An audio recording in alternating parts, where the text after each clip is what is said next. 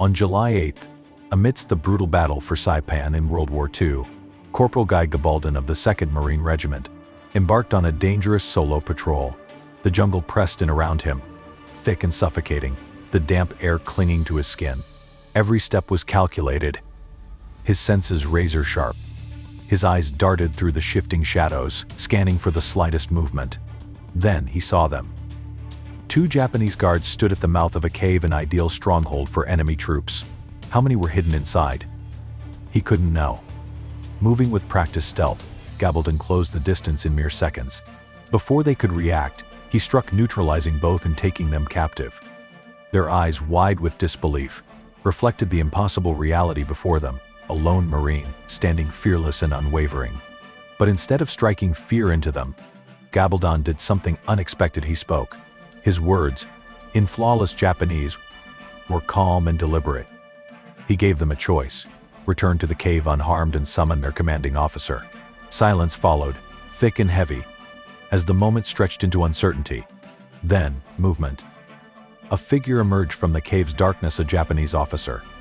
His eyes locked onto Gabaldon, tension crackling in the humid air. He studied the lone Marine before him, assessing the impossible scenario. Gabaldon knew the weight of this moment. He understood the Japanese sense of honor, the rigid code that dictated their actions. Taking a steady breath, he prepared to deliver an offer as bold as it was dangerous. Guy Gabaldon was born in California to a Mexican-American family, growing up in the tough neighborhoods of East Los Angeles as one of 7 children. But his life took an unexpected turn at age 12, when he moved in with the Nakano family, a household of Japanese heritage. More than just his guardians, they became his second family, and he embraced their culture as his own. He studied alongside the Nakano children, attending Japanese language school daily. Within a short time, he mastered the language, speaking it fluently. But his connection went far deeper than words. Gabaldon wasn't just learning about Japanese culture, he was becoming a part of it.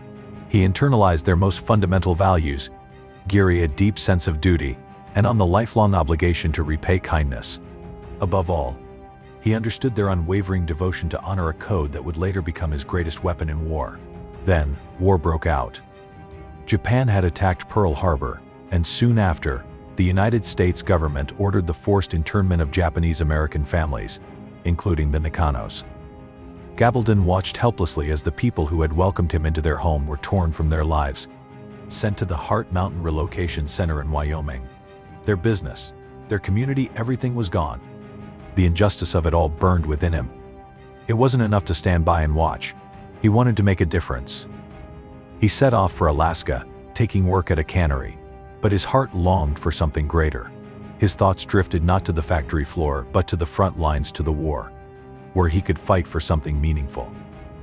March 22nd, 1943, his 17th birthday. Gabaldon enlisted in the United States Marine Corps. Though young, his resolve was anything but. His anger, his sense of duty, his understanding of the enemy, these would drive him forward. At Camp Pendleton, he threw himself into basic training, outpacing men years older in both strength and strategy. His talent didn't go unnoticed. The Marine Corps quickly identified his linguistic skills, assigning him to the enlisted Marine Japanese language school at Camp Elliott, San Diego. But this was no ordinary classroom. Gabaldon didn't just refine his speaking skills, he became an expert in military terminology, enemy dialects, and tactical deception. He knew that in the Pacific, language would be a weapon as powerful as any rifle. Then, the war called him to action. Assigned to the 2nd Marine Regiment, 2nd Marine Division, he was sent to the front lines of the Pacific Campaign. As a scout and observer, his mission was clear yet perilous: infiltrate enemy territory, gather intelligence, expose weaknesses. But in enemy territory, there were no guarantees, only danger. Behind enemy lines, the threats were endless. Ambushes, patrols, the thick jungle concealing snipers. But one day, something unexpected happened. Gabaldon came across a group of Japanese soldiers not fighting but surrendering. He had a choice. He could call for reinforcements or raise his rifle. But Gabaldon saw another way. Speaking in their own language, his voice firm yet calm, he earned their trust. His words were not commands, they were understanding. He saw their fear. He respected their honor. And with quiet persuasion, beneath the dense jungle canopy, He convinced them to surrender, giving up not just their weapons, but their secrets. The capture of Saipan was a pivotal moment in the Pacific War. For the U.S. military, securing the island meant gaining a strategic foothold for airfields, crucial to launching B-29 Superfortress bombers, the very aircraft that would bring the war to Japan's doorstep. From Saipan, these bombers could strike directly at Japan's industrial centers, accelerating the path to victory. June 15, 1944. A massive armada of 535 ships carried over 127,000 troops, including Marines from the 2nd and 4th Marine Divisions, onto the island's unforgiving shores. But the Japanese were ready. They had turned Saipan into a fortress. 30,000 defenders lay in wait, having carved out an intricate labyrinth of bunkers and tunnels through the volcanic terrain. Their commander, Lieutenant General Yoshisugo Saito, made the stakes clear. Surrender was not an option. Every Japanese soldier was ordered to take 7 Americans down with them or die trying. Hidden deep within the jungle, they waited, ready to bleed the invaders for every inch of ground. As night fell over Saipan, the island trembled under the relentless crack of rifles and the thunder of artillery. But while most Marines hunkered down for the night, Guy Gabaldon had other plans. He later recalled, "The first night I was on Saipan, I went out on my own. I always worked on my own, and brought back 2 prisoners using my backstreet Japanese. It was reckless. It was dangerous. But it worked." Moving through the jungle with nothing but his instincts to guide him, Gabaldon slipped behind enemy lines. Another night, deep in northern Saipan, he spotted 2 Japanese soldiers crouched in a clearing, their rifles resting across their laps. They were studying a map, whispering about supply routes. Gabaldon crept forward. 20 feet, 10, 5. The soldiers, still engrossed in their discussion, never saw him coming. In an instant, he struck. He lunged from the shadows, knocking one soldier off balance with a swift blow, silencing him before he could react. The second soldier froze, paralyzed with shock. Within moments, Gabaldon had them both bound and under his control. Speaking in calm, fluent Japanese, he assured them of fair treatment if they cooperated. At dawn, Gabaldon returned to base, prisoners in tow. But instead of praise, he met fury. His superiors were livid. They saw his actions as reckless disobedience. Disobeying orders, abandoning posts, this could mean court-martial, they warned. But Gabaldon wasn't done yet. Not even close. Despite the reprimand, Gabaldon refused to stop. The following night, he ventured once more into the shadows of Saipan, determined to push his daring tactics even further. From the intelligence he had gathered from previous prisoners, he had identified a key target, a hidden cave system housing a Japanese command post. Moving carefully through the darkened hillside, he crept from shadow to shadow, his every step deliberate. 2 sentries stood at the entrance. Their figures were silhouetted against the limestone rock face, oblivious to the danger lurking nearby. With 2 precise, muffled shots, Gabaldon eliminated them. The jungle remained eerily silent. Pressing himself against the rock, he positioned himself at the cave's entrance, took a deep breath, and in perfect, commanding Japanese, called out, "You are surrounded. There is no escape. Surrender now, and I guarantee your safety." A suffocating silence followed. Faint whispers echoed from within. Then, slowly, shadows began to stir. One by one, Japanese soldiers emerged from the depths of the cave. By morning, Gabaldon was leading 50 prisoners back to base, the largest single capture by any Marine on Saipan thus far. His superiors were stunned. The same officers who had threatened him with court-martial now had to reconsider their stance. Gabaldon had proven something extraordinary. His method worked. And so, instead of punishment, he was granted official permission to operate as a lone wolf scout, free to work behind enemy lines, using his unique skills in ways no one had imagined. And he wasted no time.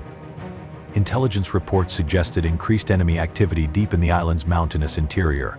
Following fresh tracks and information from local civilians, Gabaldon tracked down another fortified cave, heavily guarded. Observing from his concealed position, he studied the guards' patrol patterns, waiting for the right moment.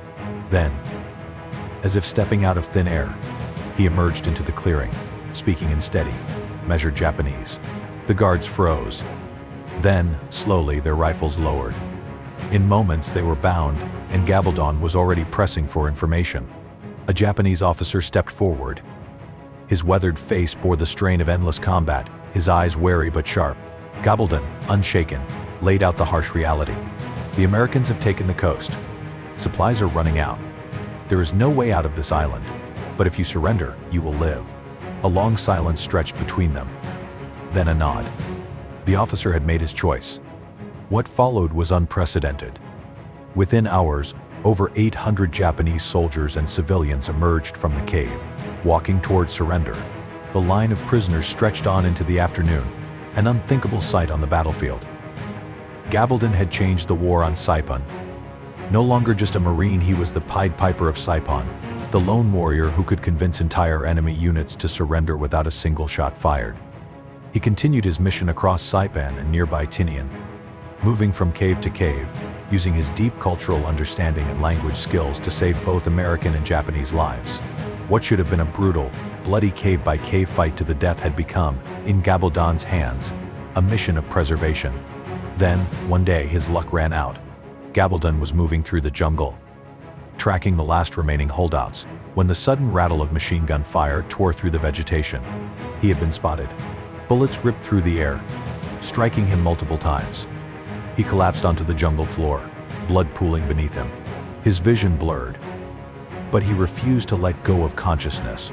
When his fellow Marines arrived, they found him still clinging to life. His wounds would bring an end to his legendary solo missions on Saipan. But nothing, not bullets, not war, could erase what he had accomplished. Gabaldon's extraordinary achievements on Saipan and Tinian did not go unnoticed. He was credited with capturing 1,500 Japanese soldiers and civilians, a staggering feat.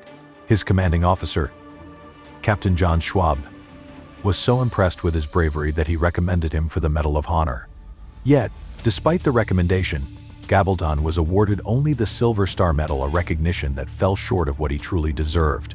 Still, his place in history was undeniable. He had achieved what no other Marine had, proving that words could be as powerful as weapons. His impact extended beyond the battlefield. In 1960, Hollywood immortalized his heroism with the film Hell to Eternity, where he served as an advisor. In 1970, Gabaldon returned to Saipan, this time, not as a soldier but with his wife, building a thriving seafood business and a youth camp, creating a new legacy on the island. For 2 decades, he called Saipan home. A passionate pilot, he flew over the Northern Mariana Islands, embracing the freedom of the skies, a stark contrast to the battles he once fought. What other incredible war stories have been forgotten? Subscribe to FLYTOP and discover the untold moments that changed history. Stay tuned, our next story will keep you on the edge of your seat.